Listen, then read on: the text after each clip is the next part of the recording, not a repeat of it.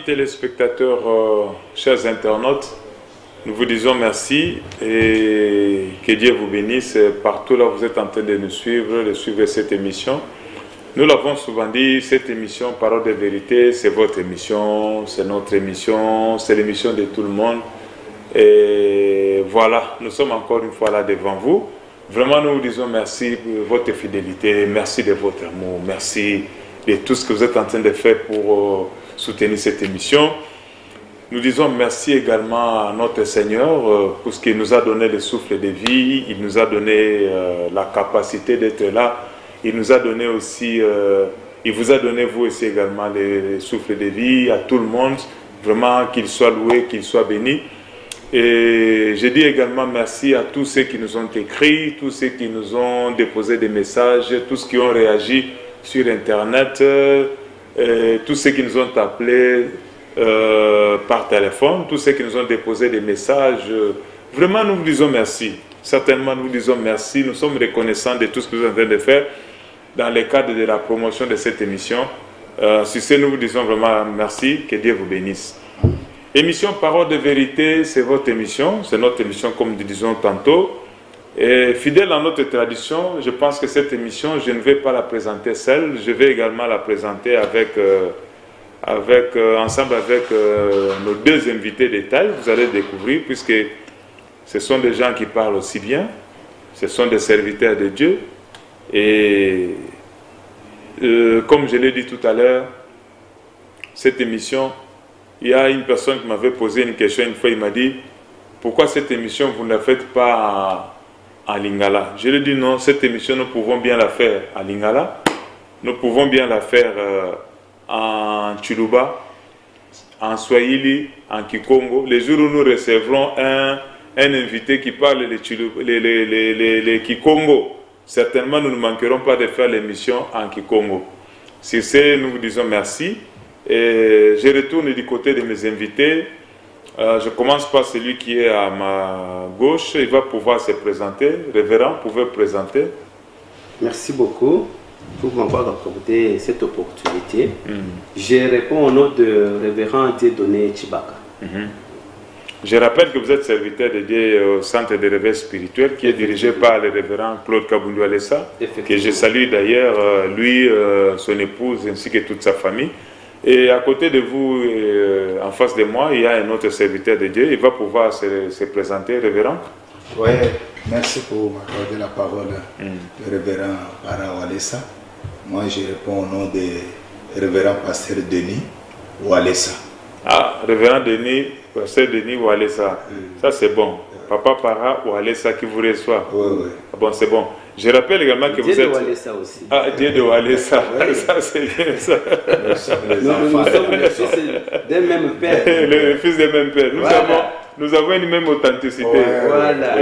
Nous avons une même source. Une même source. Nous venons de quelque part. Et une même identité. Voilà. Lorsque nous regardons là-bas, nous voyons notre père. Vraiment. Je rappelle que vous êtes aussi serviteur de Dieu au Centre de réveil spirituel qui est dirigé par le révérend Claude Kabundu Alessa. Ce dimanche, soyez les bienvenus. Je pense que vous aurez le temps de pouvoir parler. Les gens vont vous écouter, vous allez parler. Je sais qu'il y a beaucoup de choses. Aujourd'hui, nous serons vraiment réconfortés puisque je sais que vous êtes des serviteurs de Dieu. Vous allez bien pouvoir parler, répondre à nos différentes questions. Je rappelle que ce dimanche, notre papa, le révérend Claude Kabundu Alessa, avait prêché comme thème de sa prédication ou de ce qu'il appelle échange, puisque c'est comme ça qu'il aime appeler. Il a dit, je suis en train de faire un échange avec les enfants de Dieu, je suis en train de faire un échange avec, pour expliquer que les gens arrivent à comprendre ce que je suis, ce que je fais. Et les grands mystères cachés dans ces grands combats que nous avons pu mener en allant à la montagne, à la brousse, prier, tout ça. Il est en train de révéler, chaque dimanche, il révèle les grands secrets, les mystères qui étaient cachés autour de ces grands combats. Alors cette fois-ci, il a titré sa prédication ou son enseignement ou son échange en disant « Heureux c'est lui qui a reçu la révélation de Jésus-Christ. » Heureux c'est lui qui a reçu la révélation de Jésus-Christ. Alors, avant qu'on puisse entrer dans les vifs du sujet, je voudrais que si la technique est prête, elle peut nous balancer un extrait de la prédication ou de l'échange de l'homme de Dieu avec le monde. Suivons. Seigneur Jésus. Savanazo Pambola Binonyoso Bozana Katia Kolanda Biso Lelo. Je vous bénis, vous tous qui êtes en train de nous suivre aujourd'hui. Je sais que vous êtes nombreux en train de nous suivre, que mon Dieu vous bénisse. En tout cas, vous êtes vraiment bénis au nom de Jésus-Christ. Vraiment bénis au nom de Jésus-Christ. Aujourd'hui, nous n'avons pas beaucoup à dire.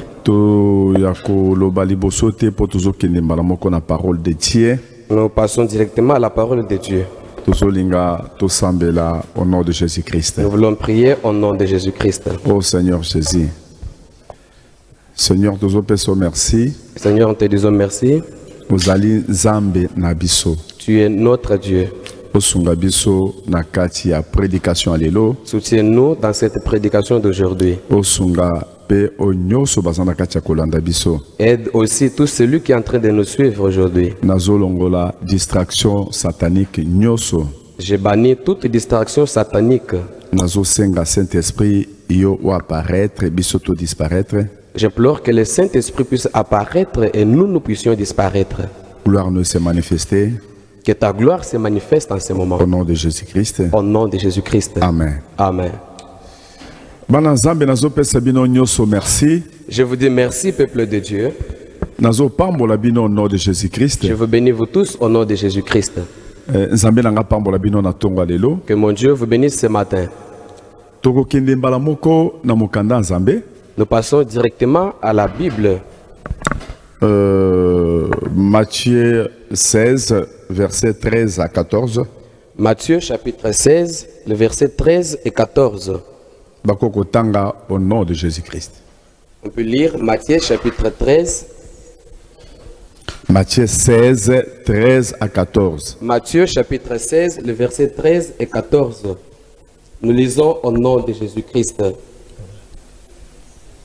Jésus étant arrivé dans les territoires de Césarée de Philippe,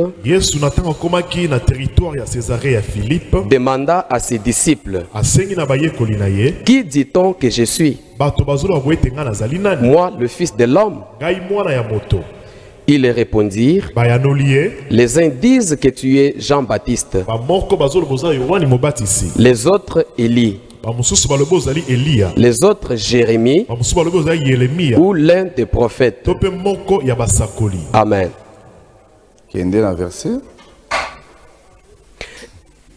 Et vous, leur dit-il, qui dites-vous que je suis?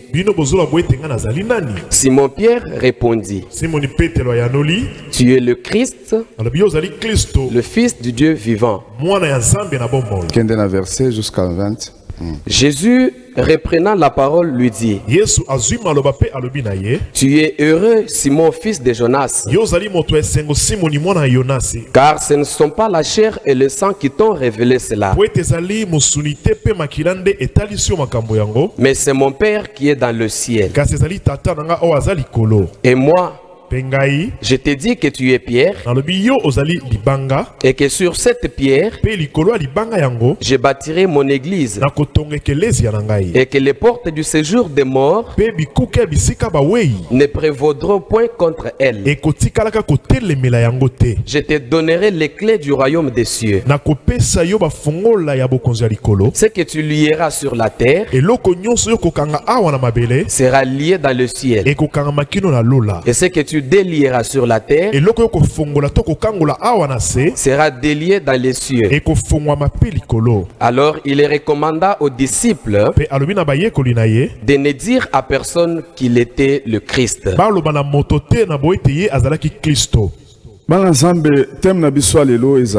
Heureux celui qui a reçu la révélation de Jésus-Christ. Peuple de Dieu, notre thème du jour s'intitule Heureux celui qui a reçu la révélation de Dieu. Heureux celui qui a reçu la révélation de Jésus-Christ. Heureux celui qui a reçu la révélation de Jésus-Christ. Verset 17. Là, c'est à partir du verset 17. Jésus reprenant la parole lui dit, tu es heureux Simon, fils de Jonas. Car ce ne sont pas la chair et les sangs qui t'ont révélé, mais c'est mon Père qui est dans les cieux. Bananzambe, tant que nous avons réponse, il y a répondre à la question à Jésus-Christ. Peuple de Dieu, lorsque nous examinons les réponses de certaines personnes sur la question de Jésus-Christ, certains disciples ont dit, les uns disent que tu es Élie, Jean-Baptiste, les autres disent que tu es Jean-Baptiste, les autres enfin disent que tu es Jérémie. Il y en a qui disent aussi que tu es l'un des prophètes. On disait ce qui était vrai. Parce que l'esprit ne meurt jamais. Tu peux voir quelqu'un qui naît et qui travaille avec l'esprit de quelqu'un d'autre. Nous voyons même dans Luc chapitre 1. Nous pouvons lire le verset 15 et 17. Après, verset 15 à 17. Nous allons lire après le verset 15 jusqu'à 17. Jean-Baptiste, selon ange, Zacharie. Là, nous voyons que selon que l'ange disait à Zacharie, Jean-Baptiste. Zacharie, Zacharie. L'ange s'adressait à Zacharie en lui disant, le fils qui naîtra de toi, le fils qui sera né,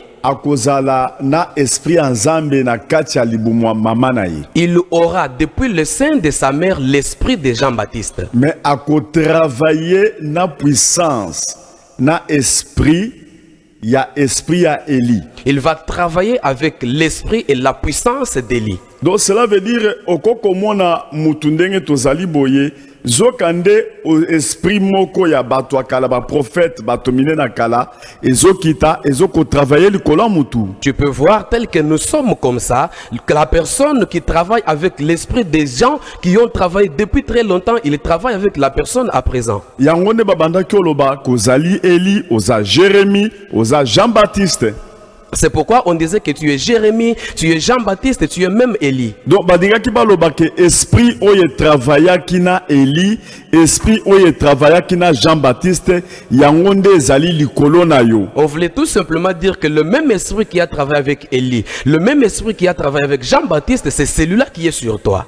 Banazambe atana makambo bozo mona ya kopesa ba kombo sans koyeba okoki kopesa kombo ya mutu famille peut-être azalaki mutu mabe peut-être azalaki ndumba kaka kopesa kombo oyo pesi mwana esprit wana ezui mwana komi na bizaleli kaka na esprit wana. Peuple de Dieu, vous pouvez remarquer que même la manière dont nous donnons le nom à l'enfant, tu peux donner à l'enfant le nom de celui qui est dans la famille, qui était prostitué, qui était voleur. Vous constaterez que le même esprit de la personne là-bas va travailler sur l'enfant. Banazambe okomona mwana botami azana bizaleli peut-être ya koko akufa azana comportement ya mutu moko ya famille azalaki propre boboti mwana na bizaleli ka ya mutu akufa. Cela veut dire esprit wana ya mutu wana ezongi esprit ekufaka te mutu akoki kokufa mais esprit ekufaka jamais. Vous pouvez constater que l'enfant est né mais il a un comportement de la personne de la famille qui était mieux placée. Il est propre avec le comportement de la personne là. C'est pour dire que l'esprit ne meurt jamais, l'esprit continue à travailler. Donc esprit ekufaka te mutu akoki kokufa mais esprit ekufaka te. La personne peut mourir mais quant à l'esprit, lui ne meurt pas. Luc chapitre 1 verset 15 à 17. Luc chapitre 1er du 15e au 17. Merci beaucoup bien-aimés. Nous disons merci à la technique. Révérend pasteur Diedo, nous venons de suivre l'introduction de l'homme de Dieu, le révérend Claude Kabundu Alessa. Il dit dans Matthieu chapitre 16 verset 13, là où il a extrait la base de sa prédication, tout le monde Moussa Nzambe Azoro Barobi, Aïbisi Pierre Alobi Nae, tu es zéré. Tu es zéré, Pierre.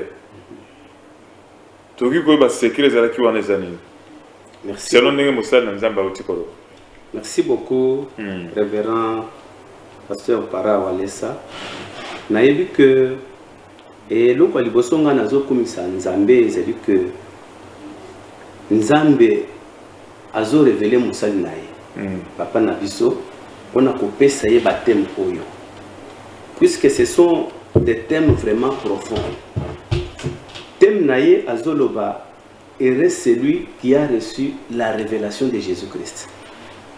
Alors tango azopesa siko mukanda mpona kodécortiquer mukanda oyo azolobela na mukanda ya Matthieu chapitre 16, tango tozotanga kobanda 13 kuna tozokita Jésus-Christ azotuna bato bayekoli na ye, tango aza na bango azotuna bango, mais ndenge nga toza na bino boye bato balobaka ke nga naza nani. Avant akoma na Pierre, il fallait nano ayoka ndenge bato nyonso mutu na mutu azaki kopesa na ndenge ayebelaki Jésus-Christ. Tango bato bandi ko répondre, bipezo le bakeno, les autres disaient que tu es Pierre. Les autres disaient que tu es Élie. Les autres disaient que tu es Jean-Baptiste. Donc les gens parlaient avec incertitude. Donc bato bazaki koloba eloko bango bayebakite. Tango bango bazoloba mais Pierre azotala. Jésus pas azotala. Jésus pas azotala. Donc bazo continuer na koloba mususu alobi bazoloba que tu es l'un des prophètes. Jésus-Christ alobi bato bazoloba bongo alobi ke kasibino bazoloba ke ngana zana. Nde moko na bango apôtre Pierre ayekolo kozwa maloba alobi ke tu es Christ, le Fils de Dieu vivant. Le Messie. Le Messie. Jésus-Christ a dit Pierre a dit non. Et l'autre dit c'est que Moutou Oyo a discerné, a découvrir que moi je suis le Christ. Pour n'ayebisaki bangote. Ayebisaki bangote. Donc c'était quelque chose qui était caché. Donc lorsque nous parlons d'une révélation, donc cela veut dire que il y a un mystère caché. Et lorsque quelque chose qui était caché est révélé, ça devient maintenant une révélation. Alors, Pierre Azolobadini, Azolobadini, que tu es le Christ, le Messie, le Fils du Dieu vivant. Jésus qui sait comprendre, alors non, Moutou Oyo, il doit avoir quelque chose en lui. Moutou Oyo, il doit avoir quelque chose en lui. Torozo n'est pas nayo. Révérend Denis, Moussel Nanzambe, Pasteur Dieu doit le dire, ce qui Moutou a découvert, et logo ezalaki ya kobomba, ezalaki caché. Alors Moutou a découvert et logo na balobi a eu révélation. Mais éviter Moussel Nanzambe wale sa zoloba a insisté plus sur makasi. Yoga non thème abimisi alobi, tu es heureux celui qui a reçu la révélation de Jésus-Christ. Jésus a dit à Pierre, alobi tu es heureux. Est-ce que tu peux expliquer de nous comprendre le qu'on selon pensée Père Motei? Pourquoi Jésus a dit à Pierre que tu es heureux? Merci révérend Para Walesa.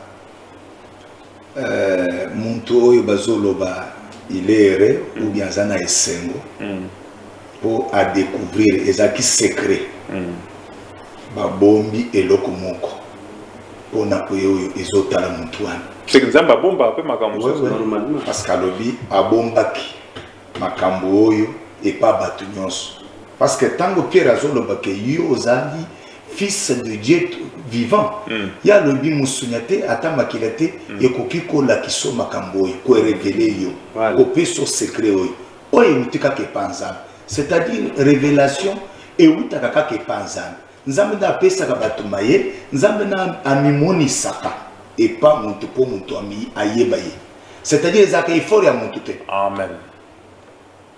Parce que nazo mona na Luc chapitre 10 Yesu atondisami na Saint-Esprit. Azo sepela. Trasaye de joie. Azo sepela lobi papa na pesio merci. Parce que makambo oyo obombi basage. Obombi bantu amine. Obombi ango bantu ambongo. Oyo komila kisaba oyo bazaneti bana. ye pe azoloba ke na 23 aliki biso wana 23 alobi ke kaka oyo pe Christ amilakisi, c'est-à-dire à se révéler, à mi fongoli, c'est-à-dire ndenge toza boyi po yeba nzambe fo Jésus-Christ amimonisa liboso na yo nde ozalaka mutu ya esengo, parce que Jésus amimonisa alobi ke kaka baoyo mwana ya nzambe fils de l'homme ako se révéler nde baza bato ya esengo. C'est que ceux qui n'ont qui bien au lingolo bake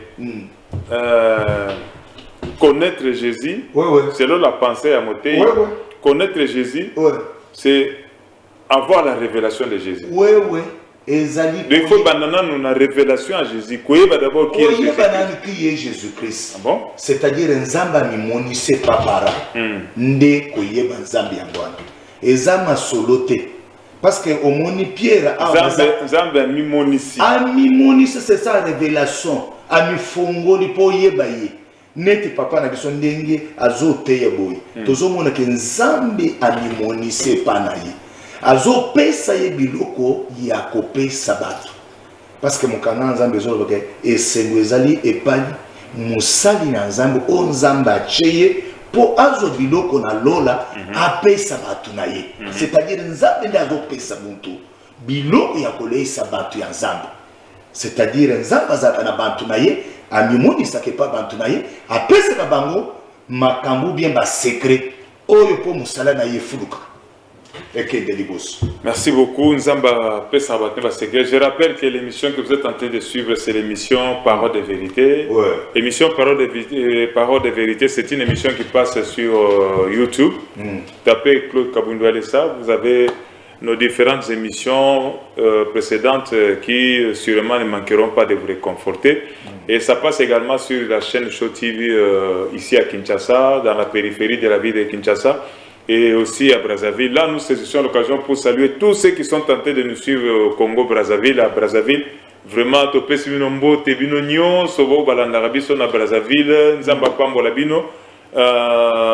Révérend, vous avez dit quelque chose de plus important. Vous avez dit que la révélation, la meilleure manière de connaître Jésus-Christ doit commencer par la révélation. Et Jésus, par cette révélation, il dit à Pierre, vous êtes Pierre. Sur cette pierre, selon l'homme de Dieu, il a dit, sur cette révélation que vous avez eue, je vais bâtir l'église. Aujourd'hui, si je comprends bien, on ne peut pas bâtir l'église en dehors de la révélation. C'est ce que l'homme de Dieu voulait dire ou bien comment? Merci beaucoup pour la parole. Je voulais un peu kozonga bouquet na place où on a Jésus qui s'azoloba na pierre que tu es heureux. C'est ça. Mutu o aza heureux, aza mutu oyo asili kozwa révélation. Pour comprendre que non, mutu oyo aza liboso nanga on azo tambola na ye, c'est lui Jésus-Christ, c'est lui le Christ qui devrait venir. Alors, Jésus c'est tango Pierre a répondre, il est heureux pourquoi? C'est parce qu'il a reçu une révélation. Il est heureux pourquoi? Parce que les choses qui étaient cachées aux sages, aux savants, aux riches, aux intelligents, ces choses-là sont révélées à Pierre. C'est pourquoi Jésus dit, tu es heureux. Pourquoi il dit qu'il est heureux? Parce qu'il a reçu la révélation. Qui peut donner la révélation si ce n'est le Dieu lui-même? Tant que nous avons la révélation, cela veut dire que l'esprit Nzambe est côté déjà dans le Moutouana pour révéler Makambo.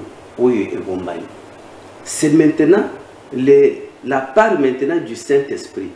Tant que le Saint-Esprit est dans le Moutou, Saint-Esprit n'a pour révéler Moutou que non, Moutou Oyazali Bosonayo. C'est lui le Christ qui devait venir.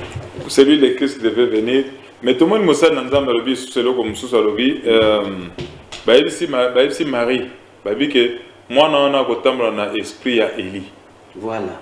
C'est que révérend Denis, selon Moussa dans le vie, l'esprit est koufakate. Moutunde a koufak. Mais l'esprit a moutoki kotika les autres salmsala.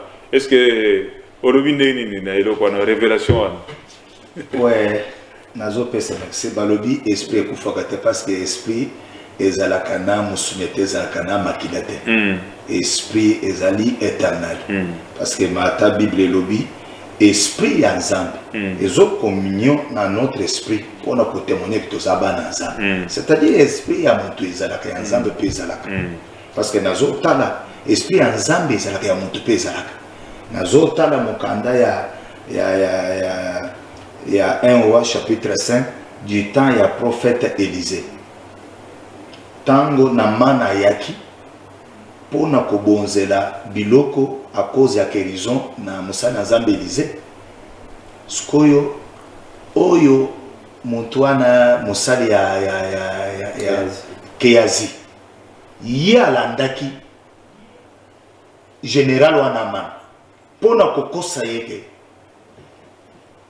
Chef nangai prophète Eli aboyi biloko wana me bapaya baye pesa ngai bambongo wana ozoka sukoyo tango ye bapesi mbongo na kozonga nano akomi pa prophète azoyi biseke yo tango landi aman roi général wana po apeso ba offrande wana bambongo bien de présent mon esprit était avec là, était présent là, c'est-à-dire esprit ya moto et kufakateza la kandege musala nzambalo esprit kufakate ya solo puisque moi ntango atuni tango Jésus atuni ba disciple batu bazolo banini pona ngai omoni batu balbi que non aza Eli aza Jérémie aza moko prophète et puis même na Marc tozoka Hérode yemoko pe Hérode azolo bi que non tango ba que non Jésus-Christ il fait les miracles. Hérode, la Bible dit que Hérode disait que non,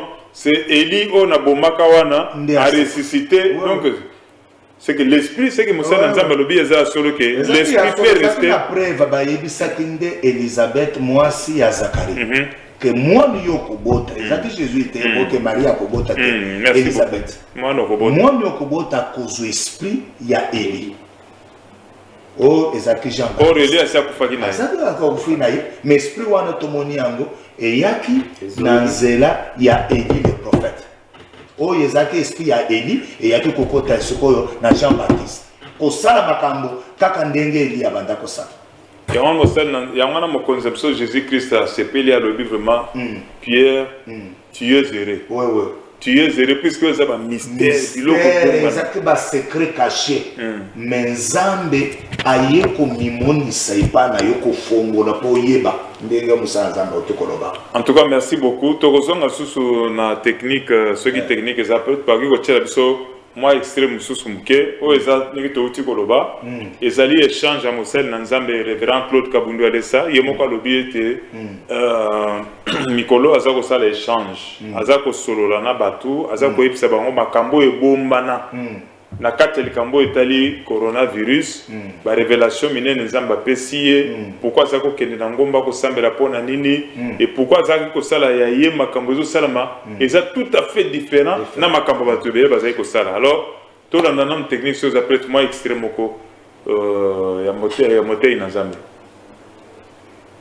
Crée mon mari. Jésus-Christ mon balinanga. Jésus-Christ qui est mon mari. Akoya kozwanga. Il viendra me prendre. Poto kende na lola. Pour qu'on s'en aille aussi. Alléluia. Amen. Alléluia. Amen. Biloko mokileza na nini bandeko? Les choses de ce monde représentent quoi? Lelo batu bazo kufa na ba corona. Aujourd'hui les gens meurent à cause de corona. Bazo tika ba immeuble. Ils laissent des immeubles. Bazo tika ba mituka. Ils laissent des voitures. Ba musu basala ta ba testamenté. Il y en a même qui n'ont pas eu le temps de faire les testaments. Bazo bisinga ke bazo la kisanga na ba pays musu bazo tia bango na ba fausse commune. On me montre même dans d'autres pays on commence à les jeter dans des fausses communes. Bato belé ba millionnaire bazo kunde na fausse commune. Beaucoup de personnes des millionnaires mais voilà comment on les jette dans des fausses communes. Moyen ko sale matanga munene zati. Il n'y a même pas moyen d'organiser les funérailles pour lui. Le monde c'est quoi? Zoto ezananine. La chair ici c'est quoi? D'accord, il faut yebanzab. Bien aimé, vous devez connaître Dieu. Soko yebi Jésus-Christ. Si vous connaissez Jésus-Christ. L'œuvre qu'il était venu accomplir ici-bas. À cause de vous. Vous ne pouvez pas pécher. Vous ne pouvez pas vous enorgueillir. Vous ne pouvez pas valoriser les habits. Vous ne pouvez pas valoriser les voitures. Toi seul, tu ne peux pas te prendre avec valeur. D'abord, le seul Dieu. Il se révèle seulement aux humbles. Alléluia. Amen. Si la personne est toujours tête en l'air, c'est très difficile pour Jésus-Christ. Il est difficile que Jésus-Christ se révèle à une telle personne. Alléluia. Amen. Psaume 119. On peut lire Psaume 119. Verset 130. Verset 130. Psaume 119. Nous sommes dans le livre de Psaume 119, le verset 130. Le verset 130. Nous lisons au nom de Jésus-Christ. La révélation de tes paroles est claire. Elle donne de l'intelligence aux simples. La révélation de tes paroles est claire. Elle donne de l'intelligence aux simples. Bien-aimés, soyez humbles. C'est alors que Dieu se révélera à toi. Quelle est cette personne qui est humble? C'est la personne qui se considère comme enfant. La personne qui écoute. Merci beaucoup la technique. Merci beaucoup révérend Kabounou Alessa. Révérend Diedo, je me retourne du côté de vous.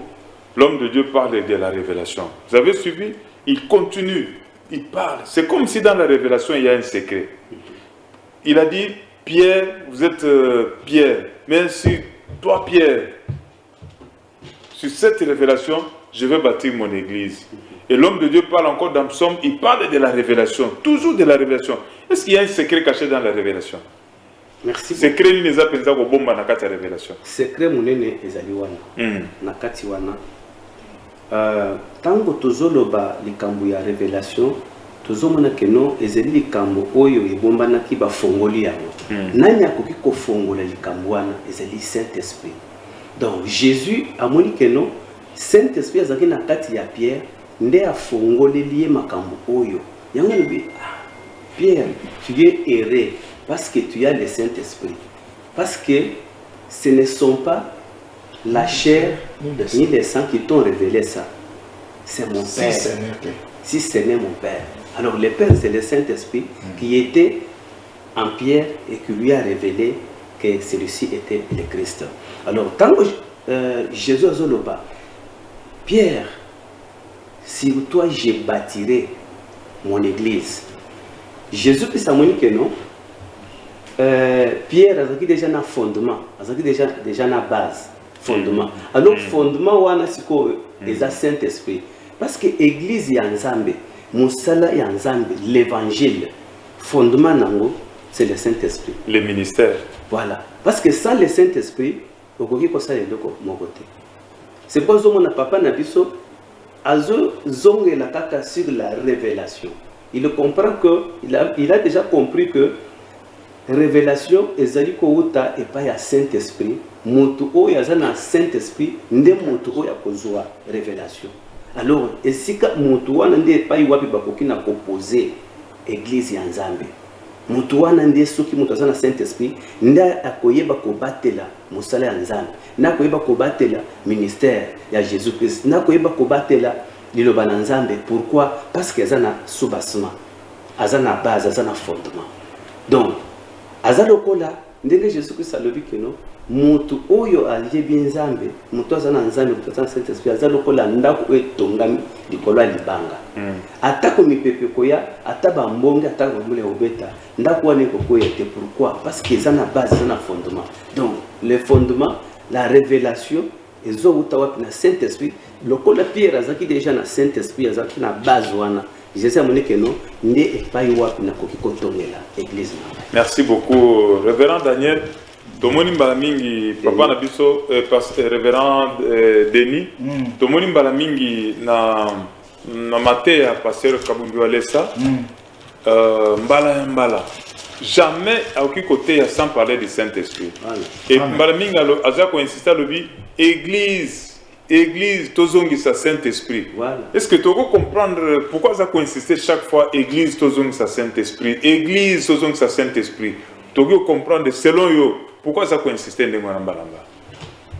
Nazo peso merci révérend Para Walesa pour na mutuna. Pona nini papa zoloba toujours pour na Saint-Esprit.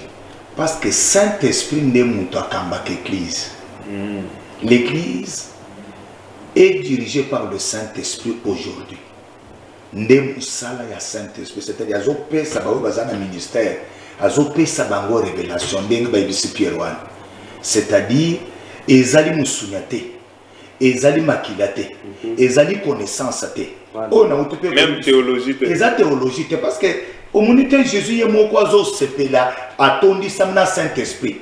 Azo lo banzambe nazo peso gloire parce que makambo yo obombeli ba oyo bazaki ba sage. Batangi ba classe. Oyo ko mipesa oyo bazaneti bana mike. C'est-à-dire bana mike bazali ba oyo bazo dirigé par leur père. Moi nande muto bazo dirigé par papa naye. Or papa na biso na milito c'est le Saint-Esprit. Yenda zo pesa biso révélation akoye banzambe. Nazo peso ndakisa muke. Mon apôtre Paul azolo bakri liloba nanzambe onga nazo teya e uti na epa muntute na concilité ata makila ata musunité et uti directement epa Christa ye muntu a se révéler pa na ngai. Voilà. O ba oyo bazana bazo dande biso bakoki kozwa verset bakoki kotanga Galates chapitre 1 verset 11 à 14. Alors bike oyo nga nazo teya nazu yango epa Christ ndenge papa na biso ndenga wana makambi azoteya nzambe ndazo mimunisa azo fongola azo pese matei parce que le Saint-Esprit nde muntu azo kambe église nde kolo église ce que tangi ba apocalypse on koyoka c'est lui qui marche dans les chandeliers, c'est lui qui a les 7 yeux qui sont les 4 esprits qui contrôlent la surface de la terre. Saint-Esprit, Saint-Esprit, Saint-Esprit. C'est-à-dire sans Saint-Esprit, l'église est comme ça. Sans Saint-Esprit, révélation est athée.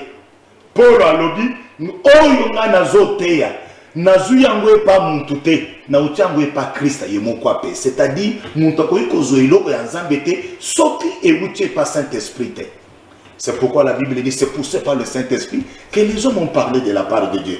Tango, papa n'a biso de ça zolo bakaka problème ya Saint-Esprit. Parce que biso tozua ka nyonso, yazua ka matei, yazua ka makasi, yazua ka promesse kaka nakati na nzele ya Saint-Esprit. C'est que aujourd'hui l'église, nous voyons dans ce dernier temps, le Saint-Esprit, c'est comme si dans beaucoup d'églises, le Saint-Esprit est mis à côté.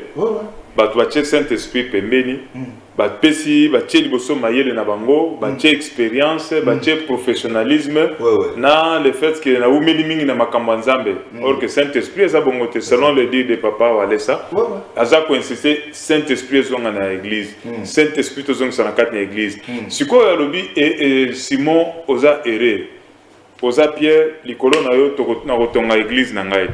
Alors mosel nzambe na kati na mateya na eloko moko alobaki mokolo a tango ateya ki dimanche alobi Saint-Esprit na kati na mutu to pe kozala esengo kozala mutu ya esengo ezali koyeba Jésus Christ. Eloko aliboso alakisaki eloko mususu alakisa alobi ezali kosala ke tango mutu ayebi Jésus Christ makambo ya kala o babengi les choses anciennes ezali kolongwa Saint-Esprit azwa na makambo ya sika na ebite olubinde nini pasteur. Merci beaucoup révérend Para Walesa. Tango papa na biso azoloba que non mutu soki azo ndimela Jésus Christ azo koma mutu il est erré. Donc eloko oyo pesaka esengo wana c'est le Saint-Esprit. La joie du Saint-Esprit. Tango mutu aza déjà na Saint-Esprit katinaye, cela veut dire que Saint-Esprit, même tango mutu azo linga ko tambola mabe, c'est le Saint-Esprit qui va convaincre la personne de ses péchés. Toujours le Saint-Esprit. Toujours le Saint-Esprit. Et ça, makampoyo, mutualinga koya na mbeba, mais Saint-Esprit a zouye pise que non, likamboyo lingo sala oyo, eza mabe, nza pas ko se perdre, c'est un péché. Donc, Saint-Esprit a zouye révélé mutuana avant à mettre comble à ses péchés. Saint-Esprit a zouye révélé que non, eza mabe ko sala te. Mais comment on mutu, ceux qui ont la connaissance, ceux qui ont la révélation, à kokoué na mbeba. Mais mutu oyo aza à l'écoute du Saint-Esprit. Oyo aza na Saint-Esprit. Tant que Saint-Esprit akoyebisa que non eloko eza mabe, a kokoué na mabe wana te. Pourquoi? Parce que a aussi Saint-Esprit. Lelo batu ebele zo mona église ebele, batu bazo kamba église na ba doctrine. Bazo kamba église selon liturgie selon ba théologie ou bango batangi na classe. Mais église Saint-Esprit ndezo kamba. Nde yango nazomona papa na biso azo insister kaka likambo ya Saint-Esprit. Jésus a dit Pierre, tu es heureux. Et sur cette pierre je bâtirai mon église. Donc Saint-Esprit ou azaki na kati ya Pierre, nde o Jésus amona que non. Nde pa iwa ko tongela. Donc azaki ne si que na le ko na Saint-Esprit c'est que l'église est autonome. Naza sûr que l'église on est qu'au vendre. Ah bon, ça c'est bien parlé. Alors, Moussa Nanzambe Denis, nakata mate ya Moussa Nanzambe alobaki sous ce logo mot très important lobby. Être heureux, c'est connaître Jésus-Christ, puisque ceux qui m'ont dit Jésus-Christ, makambo ya kala, et le kwe et akozwa makambo ya sika, et donc m'salo baki abiki mutu akozwa esengo ya Saint-Esprit na kati na ye, parce que Saint-Esprit na kati mutu et memaka esengo. Mais donc m'salo baki abiki mutu na kozwa sous le ko mususu o mokilogi ko pesa été force sur les puissances du mal, force sur les démons, force sur les Satan. Donc pouvoir la présence à Saint-Esprit n'a évité et l'eau qu'on a eu. C'est-à-dire tant que bazolo ba monto aza monto ya esengo ou bien monto azali heureux, c'est-à-dire azui nzambe mobimba fandi na kati na ye parce que nzambe nde monto abandi ko pasola ye banzela ba relation ba opportunité moni nde papa zolo bana kazo poser kaka soki muntu azana Saint-Esprit aza muntu ya esengo parce que nzambe nde moko Saint-Esprit nde nzambe afandi na kati ya muntu kwa kamba muntu ezala ba puissance capacité wana ya kuboya mabe ekutaka kaka epanzana soki ozana Saint-Esprit nzambe atondisi yo apesi yo makasi ya ko surmonter les péchés ndozomona pour la zolo kaka notre capacité vient de Dieu. C'est-à-dire que ça de l'autre côté sans Saint-Esprit. Saint-Esprit n'azo fongola ba relation. Saint-Esprit n'azo pambola. Saint-Esprit n'azo bikisa. Parce que muntu ana fadi na katina yo. C'est-à-dire ceux qui montent dans le Saint-Esprit, azali muntu extraordinaire parce que yemo konde muntu azo mikambate, muntu mususu n'azo mikamba ye. Ndengezamba ebisaki Pierre. Talo ozajen ozo tambola bisika nyonso lingi ozo lata ceinture mais mukolo ekoya muntu mususu ako kanga yo okozala posa singo na loboko oza posa alati so ceinture c'est-à-dire soki yo lati Saint-Esprit posa na yo na makasi na yo ezate eza muntu mususu ndi abandi ko kideyo kotelawa ko sala oete ko sala oete ko tambola kindumba te sala boye sala boye. En tout cas merci beaucoup. Je rappelle que tout petit à petit, nous sommes en train d'aller vers la fin de cette émission, mais nakati na maruba o papa loba ki susu potolanda ki penza nakati ne change nae alobi naza côté ya malembe. Si vous regardez, c'est le temps comment il est en train de prêcher, il ne s'agite pas beaucoup, il parle calmement. C'est comme s'il a quelque chose nakati nae et il veut transmettre. Donc il y a un souci que tout le monde, que chacun arrive à comprendre le que nakati nae. Alors, na kat na côté, na kat na balbana lobaki loko moko nangana bakisa susu, na kat na révélation à Jésus-Christ koyeba Jésus-Christ, mutakozwa pe vie éternelle. Voilà. Abi mutakozwa vie éternelle et loko moko oyo mokiloki ko pesa ese. Voilà. Mais ce que loko mune na système kalbi que ceux qui mutazu révélation à Jésus-Christ, ceux qui mutayebi Jésus-Christ, tout doit changer. Tout doit changer na vie ya mutwana. Après cet exemple net ya Saül. Abi Saïd, l'assassin, le tueur, le terminator. Mais tant qu'on écoute la révélation à Jésus-Christ, à communiquer musuzo ça bande on a bango que na bongo mi ba disciple habité yo mais là ba moni siko changement la carte na Paul ba kon il y a solo il s'est passé quelque chose na carte na habité révérend. Est-ce que c'est possible vraiment de lorsque nous avons Saint-Esprit tout peut changer dans sa vie? Merci beaucoup pour la parole. Je sais que le Saint-Esprit est une personne qui s'incarne dans la personne qui croit au Seigneur Jésus-Christ. Donc c'est Jésus-Christ qui s'incarne dans la personne qui a cru en lui au travers du Saint-Esprit. Tant que nous avons dit Jésus-Christ, Jésus-Christ a zokota katinaye, a zokota katinaye nanzela Saint-Esprit. Alors tant que le Saint-Esprit a zokota nakati ya mutu, donc vie ya mutu est changé. C'est pourquoi la Bible dit que une personne en Jésus-Christ est devenue une nouvelle créature. Les choses anciennes sont passées et toutes choses sont devenues nouvelles. C'est-à-dire qu'à partir du Saint-Esprit, au Ekotimu, dans le Jésus-Christ, le col de ici, Saint-Esprit a convaincre du mal, du péché. Mais l'église, mais changer. Mais dans l'église, même servir, pasteur, serviteur, mais qu'est-ce qui fait que l'église va changer? Manque de présence à Saint-Esprit. Absence à Saint-Esprit. Absence à Saint-Esprit. Ah bon? Dans la église, dans la pays. Nous avons une église 10 ans, 20 ans. Mais aussi longtemps que nous avons un Saint-Esprit et là, on ne convaincre Moutou na péché à Zosal. Parce que là, on peut convaincre Moutou na péché à Zosal les alikaka Saint-Esprit. Mais ce qui y a absence à Saint-Esprit, Moutou na zomi kamba, yemoko. C'est pourquoi ce que tu as dans Galates 5, 16, verset 16, Bible Zoloba, marchez selon l'esprit et vous n'accomplirez pas les désirs de la chair. Vous comprenez? Moutou atambola. Akambama kolandisa mulimo musamba c'est que quand cet esprit a zakati nayo akoyebisa yo que nous akopeso directive kende boy salabo mais tant que ce que yo ko tosate okosala oyo ekoita tiki yo akotika yo parce que c'est un esprit saint tant que monika que nous apeso directive olandité dès que tu t'orientes vers les mal il y a kobima déjà katina yo parce que ça na bateau basi ba yambi Saint-Esprit ba yeko perdre le Saint-Esprit. Ah bon. Merci beaucoup, révérend Denis. Donc, comment on a souhaité émission Oyo. Na retourne peu mutu na moko na tuna ki na révérend pasteur Diedo. Pour nani ba tumsus ba comité na ba grade na ba église ba komi ko sala musala nzambe ba musu ba komi ba pasteur mais tozo mona tout n'est pas changé na kati na bango. O mona ka ba makambo moko bo ezali. O tali makambo ngo zo mitu na bi me na zolo tao to ya solo. Mais mutu na okuta bishop, okuta za pasteur, okuta za soki na habité. Eza nini selon yo? Ouais. Merci pour la mutu na ou bien pour sa parole. Dengo lobi soki mutu azali na kati ya komela na kati ya église mais azo changer te.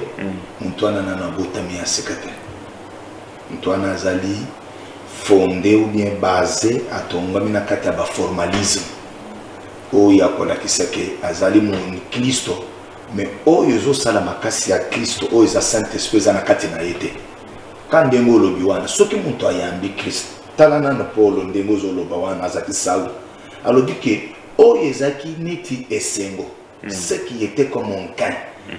Mais tango ayebi Kristo aboyi nyonso po ayamba oya mutuye ya mutuye wana nde Saint-Esprit amipesi alobi boye ngai en tant que judaïsme nazaki boye nazaki muyuda bakati ngai ngenge 8 jours kaka selon leur coutume donc expérimenter nyonso wana biloko wana nyonso ayeko mona ke eloko moko ezangaki ye ezaki kaka muntu wana de Jésus-Christ qui est le Saint-Esprit révélation wana il faut akuta c'est pourquoi omoni tango akutani na nzela ya Damasek alobi yo nani muntu nazo kembisa yo ya lobi ngai Jésus-Christ nde oza na kati ya kotrouble ngai nde Jésus-Christ ya amoni kete qui es-tu oyo ngai nazo persécuter oyo ngai nazo bundisa alobi ngai Christ. C'est-à-dire ozomona bantu wana baza na kata église mais bazobundisa Christ parce que bazosala makambo oyo Christ alingi te. Baza mobimba. C'est-à-dire baza na bonzambe te efandi na kati na bango po équilibré et orienté bango. Parce que ceux qui balobi que ceux qui aux yeux Saint-Esprit esprit de sagesse, esprit d'intelligence, esprit de force, esprit de révélation, esprit de connaissance. Et ceux qui balobi que c'est le Saint-Esprit qui va nous enseigner. C'est l'onction. C'est-à-dire que le Saint-Esprit va nous enseigner. À côté de ça. Mais ce qu'on y a dans l'église, vous avez changé. Vous avez le Saint-Esprit. En tout cas, merci beaucoup. Vous avez la carte église, vous avez changé. C'est que vous avez le Saint-Esprit. Vous avez Mobimba. En tout cas, merci beaucoup, révérend. Merci beaucoup. Tout le balelo et donc ça dit que l'église, comme une église zangi force, force église qui makasi, les lots na Congo, na Afrique, na monde. Donc selon les mots na nzamba te, les alliés du, il y a absence, il y a Saint-Esprit. Puisque balobé que les portes du séjour des morts ne provoqueront pas les bossons na yo. Et ça va promesse au bapesi église. Au bapesi église. Mais tout le monde ici, c'est comme si force on les alliés sous terre.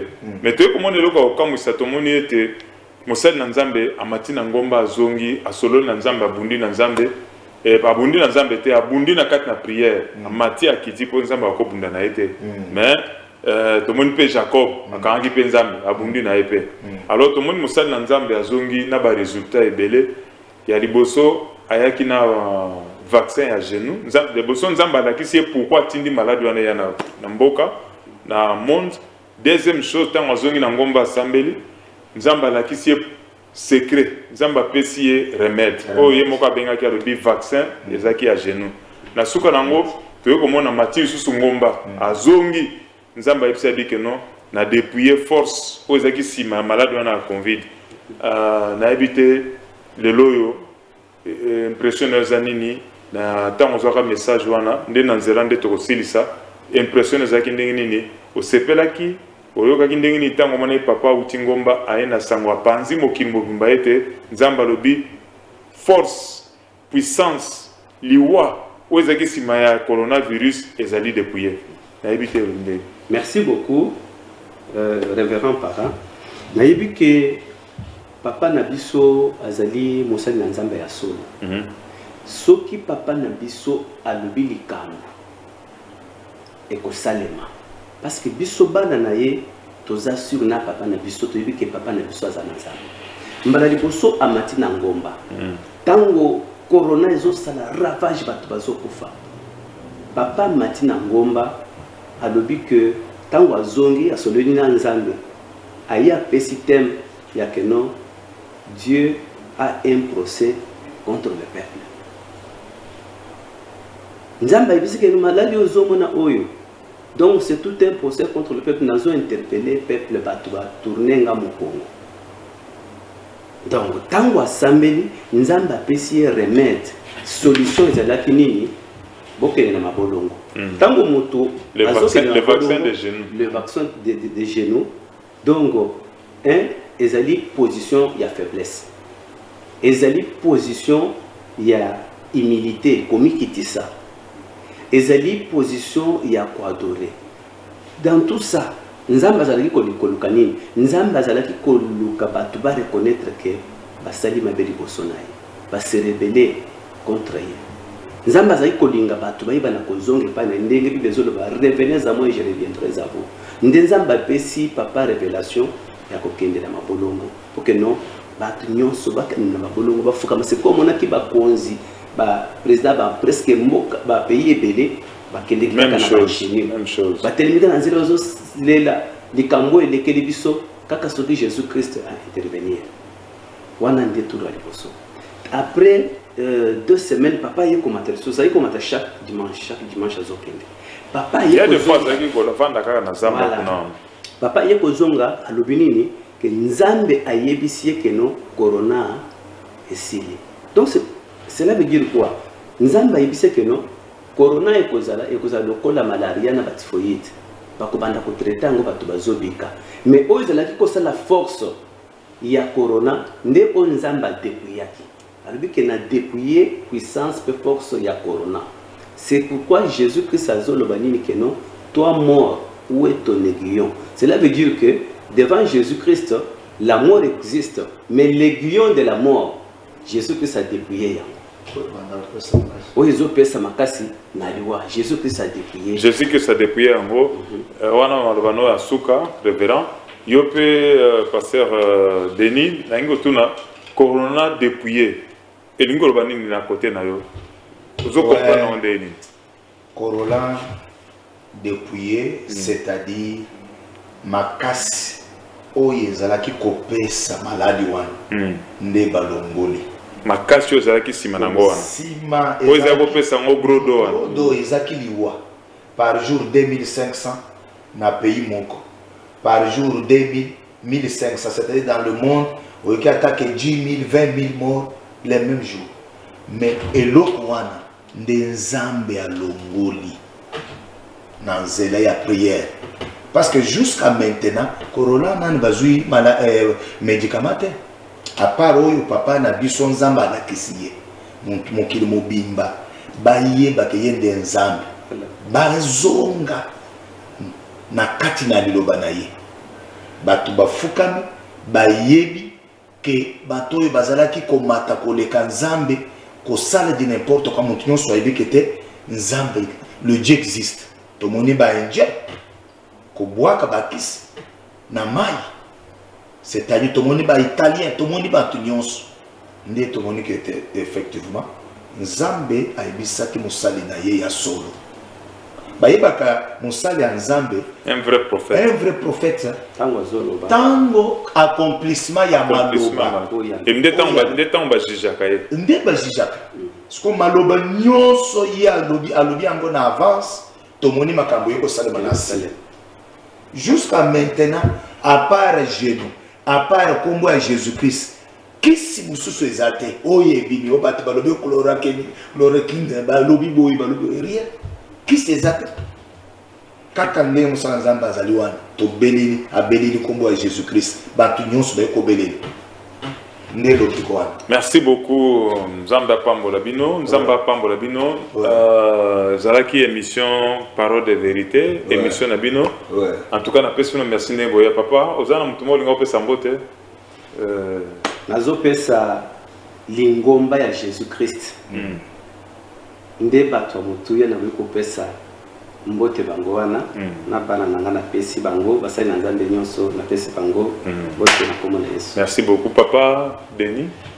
Ouais, nazo pesa église corps du Christ. Nde bakolo nzamba zo pesa message pour bato nyonso. Bandi mele Jésus-Christ zo pesa bango mbote. Wana na ko zanga te madame na bana na pesi bango mbote na mon père spirituel. Merci beaucoup, Nzamba Pambola. Nzamba Pambola, Pébinonion sur l'Andibiso na 4 émissions. Oyo, que Dieu vous bénisse. Amen. Que Dieu bénisse notre bien-aimé Moubapi. Moubapi, c'est quelqu'un qui aime beaucoup le Seigneur. Il a suivi. Que Dieu vous bénisse là où vous êtes. Que Dieu bénisse Clovis et P. Faounza, fils. C'est un auditeur qui nous suit chaque fois. Que Dieu bénisse Papa Jacques Congolo. Il nous suit là-bas du côté. Toute sa famille à Massina sans fil. Que Dieu bénisse la sœur Sharon. Elle est à Mongafula. Elle nous suit. Elle nous appelle souvent. Que Dieu bénisse le pasteur Kalengaye. Il est au niveau de Petro Congo. Il nous appelle. Chaque fois, il nous suit. Vraiment, là, vous êtes pasteur. Que Dieu vous bénisse. Que Dieu bénisse tous ceux qui nous ont suivis ici à Kinshasa, en Afrique, dans le monde, partout là où vous êtes. Vraiment que Dieu vous bénisse. Merci de tout ce que vous êtes en train de faire en nous écrivant, en nous envoyant des messages. Tout ça, ça réconforte, ça nous réconforte. Et nous avons besoin de toutes ces réactions pour pouvoir aller plus loin dans le cadre de cette émission. Nous disons merci. Moi, c'est votre bien-aimé Valérie Okoka Batunanga, communément appelé Papa Para Walesa. Et je dis merci également, derrière la caméra, c'était notre jeune stagiaire, il s'appelle Fils, c'est comme ça qu'on l'appelle, l'aime qu'on l'appelle Fils. Et puis à la technique, nous étions aidés par des techniciens, très fort, c'est comme ça qu'on l'appelle, très fort. Il travaille beaucoup dans l'ombre, mais c'est un homme aussi talentueux. Kelly Papi Boisbois, que Dieu vous bénisse et que Dieu bénisse toute l'équipe de la chaîne de télévision. Marcus Kapiamba, Léon Kayoka, Asha, Apôtre Mukunze. Vraiment, vous êtes si nombreux, que Dieu vous bénisse et nous vous disons à la prochaine dans le cadre toujours de cette émission Parole de vérité. Continuez à suivre les différentes émissions qui vont suivre sur la chaîne Show TV et vous serez réconfortés. Une fois encore, que Dieu vous bénisse richement.